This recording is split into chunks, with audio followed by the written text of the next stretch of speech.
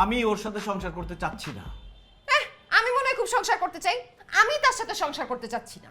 তার মানে আপনারা দুজনকে ডিভোর্স দিতে যাচ্ছেন? Yes. এক মিনিট আপনি ওনার সাথে সংসার করতে চাচ্ছেন না, ঠিক? ইয়েস। আর আপনি ওনার সাথে সংসার করতে চাচ্ছেন না, তার মানে আপনি ডিভোর্স চাচ্ছেন। আমি আপনাকে বলছি আমি ডিভোর্স চাই। কখন বললাম আমি বলছি আমি তার সাথে সংসার করতে চাই না। আমি তো পুরোই কনফিউজড হয়ে গেলাম, কিছুই বুঝলাম না। কিভাবে বুঝবেন? সে কি বলে না বলে সে তো নিজেই বুঝেন না, আমিও বুঝি না, আপনিও বুঝতে পারবেন না। মানে আমি তার সাথে সংসার করতে চাচ্ছি না, কিন্তু এই মুহূর্তে ডিভোর্সও দিতে যাচ্ছি না। কেন দিবে? আমাকে জ্বালায় পোড়ায় মারতে চায়। তো মারবো না? একটা থার্ড ক্লাস লোক আমাকে ভুলায় ভালায় বিয়ে করে যে শিক্ষা দিছে তার শিক্ষা না দিয়ে ছেড়ে দিব? ওরে বাবা রে বাবা, কি ফার্স্ট ক্লাস সে! তাকে বিয়ে করার পর আমি এত শিক্ষিত হয়েছি, আমার অনার্স মাস্টার্স পিএইচডি পর্যন্ত হয়ে গেছে। আমার নাম এখন ডক্টর নাহিদ। দেখছেন কথাবার্তা ছিঁড়ি, দেখছেন আমাকে বিয়ের আগে কত কিছু বলছে জানেন? বাবু সোনা, তুমি আমার পাখি, তুমি আমার ববিতা, সব মন ভোলানো কথা। আর তার তোতলা কথায় আমি হিপনোটাইজ হয়ে গেছিলাম। আমাকে বলতো আমার বাবুটা কোথায়, আমার বাবুটা খাইছে, বাবু কি করো, এগুলো শুনতে শুনতে আমি ভাবছিলাম যে আমি নিজেই তোতলা হয়ে গেছি। তখন কি বুঝছি যে ঘন্টায় ঘন্টায় কেন ফোন দেয়। এখন বুঝতে পারছি কেন আমাকে ঘন্টায় ঘন্টায় ফোন দিয়ে আমার খোঁজ খবর নিত। ও ভালোবেসে খোঁজ খবর নিছি, সেটা তো আমার অপরাধ হয়ে গেছে। ভালোবাসা ওয়াথু! কোরবানির আগে মানুষ উট ছাগল গরুর প্রতিও ভালোবাসা দেখায়, তাদের খোঁজ খবর রাখে, তাদের খাওয়াই দেয়। তেমনি আমাকে বিয়ের আগে খাওয়াই দিত। কারণ কি? কারণ বিয়ের ছুরিটা তো আমার উপরই চালাইতে হবে। আমি কি তখন বুঝতে পারছি যে আমি হব ভালোবাসার হালাল ছাগল? আর আমি সেই পাগল যে কিনা বানাইছে আমার ছাগল। কথার মাঝখানে কথা বললে কিন্তু আমার মেজাজ খারাপ হয়। এই 49 মেজাজ সহ্য করতেছি 2 বছর ধরে, আর না। ঝগড়া বন্ধ, ঝগড়া করবেন না। আপনারা একজন করে বলবেন, আপনি পরে বলবেন। প্রথমে আপনি বলুন, আমি শুনছি। বিয়ের আগে কত স্বপ্ন দেখাইলো, বিয়ের পরে এইটা হবে সেইটা হবে। আমাদের হানিমুন হবে কোথায়? বুর্জ খালিফায়। হানিমুন হইছে বুর্জ খালিফায় না, কুয়াকাটায়। তাও একটা থার্ড ক্লাস হোটেলে আমাকে রাখছে। থার্ড ক্লাস লোকের থার্ড ক্লাস চিন্তা ভাবনা। আমি সবকিছু দেখে তাও মেনে নিছিলাম। মেনে না নিলেই ভালো হইতো। 2টা বছর আমার জলে পড়ে মরতে হইতো না। আপনাকে বলেছি না আপনি পরে কথা বলার সুযোগ পাবেন, এখন আপনি চুপ থাকেন। আপনি বলেন। ধৈর্য আছে নাকি? খাওয়ার সময় অধৈর্য, একটু যদি দেরি হয়ে যায় চিৎকার চেঁচামেচি করে পুরো বাসাটা মাথায় তুলে। খালি ধৈর্য ধরবে কখন?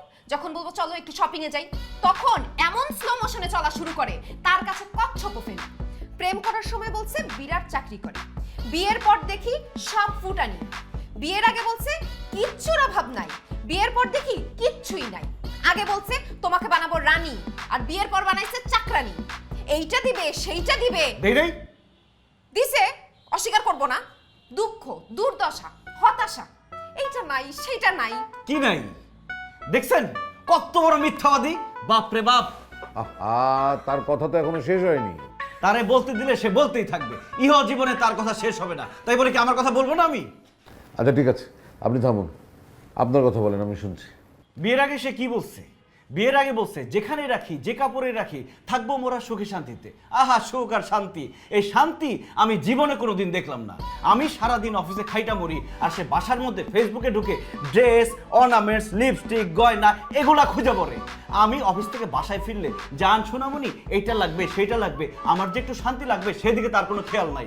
আমার বাপ দাদারা একটা ল্যান্ড ফোনে জীবন পার করে দিচ্ছে, তার কাছে একটা ফোন 1 মাসের বেশি টেকে না। আজকে 13 প্রো, আগামী মাসে 14 প্রো, এগুলা করতে করতে বাসার মধ্যে একটা মোবাইলের দোকান খুলে বসছে। আচ্ছা ঠিক আছে, বুঝতে পেরেছি, আপনাদের সব কথা আমি বুঝতে পেরেছি। আপনি কিছুই বোঝেন নাই, আমার তো এখনো বলা শেষই হয় নাই। তাকে বলতে দিলে আজকে সারা রাত পার হয়ে যাবে। আমার তো রাত পার হয়ে ভোর রাত হবে, আর তাকে বলতে দিলে শেষই হবে না। বক বক বক বক বক বক বক বক চলতেই থাকবে অটো। দেখছেন ঝগড়া বন্ধ। আমি আপনাদের কথা শুনেছি, এবার আপনারা দম নেন, আমার কথা শুনুন।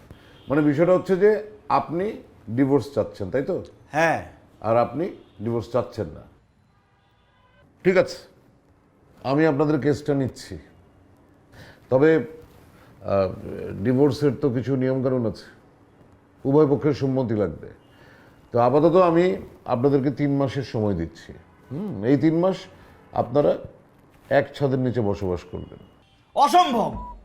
অসম্ভব বললে তো হবে না, যেটা নিয়ম সেটা তো আপনাকে মানতে হবে। আপনাদেরকে নিয়ম অনুযায়ী 3 মাস এক ছাদের নিচে বসবাস করতে হবে। তারপর যদি আপনারা মনে করেন যে না আপনারা সত্যি সত্যি ডিভোর্স নেবেন, সেক্ষেত্রে আমরা ডিভোর্স ইস্যু করে দেব। কিন্তু আমরা চাই না আপনাদের ডিভোর্সটা হোক, আমরা চাই সংসারটা টিকে থাকুক। আমরা চাই এই 3 মাস আপনারা নিজেদের ভুল ত্রুটিগুলো শুধরে নিয়ে পুরনো ভালোবাসাকে আবার জাগিয়ে তুলতে পারবেন। 2 বছর একসাথে থেকে যখন হয় নাই, এই 3 মাসে কি হবে? হ্যাঁ হবে, আমার জীবনটা তেজপাতা হবে। এটা কোনো ইনসাফ হলো? আপনি নারী পক্ষ টানছেন, আমি সবই বুঝি। ইম্পর্টেন্ট কথার মধ্যে ফোন দেন। আরে দেখছেন কত বড় থার্ড ক্লাস মানুষ, আপনার ফোনটা ভাইয়া ফেলছে মনে হয়। আপনি আমার ফোন ভাঙলেন কেন? আমি ভাবছি এটা ওনার ফোন, উনি 3-4টা ফোন নিয়ে ঘুরে আর বারবার শুধু ফোন আসতেই থাকে। আপনি আমার মোবাইলটা ভেঙে ফেললে। আমি সরি, আমি বুঝতে পারিনি আপনার ফোন ভাঙিয়ে ফেলছি। আপনার ফোন আমি কিনে দিব, দাম কত? কি মোবাইলের দাম? অনেক হয়েছে, মানে আমি আর নিতে পারছি না। প্লিজ আপনারা যান তো, এখন যান। যাবো, ডিভোর্সটা করিয়ে দেন। শর্ত মেনে 3 মাস পরে আসুন, আমি ডিভোর্স করিয়ে দেবো। এখন আপনারা যান। আর বিবেক, আমার এই মোবাইলের দাম আমার ফিসের সাথে অ্যাড করে ওনাকে বিলটা ধরিয়ে দাও।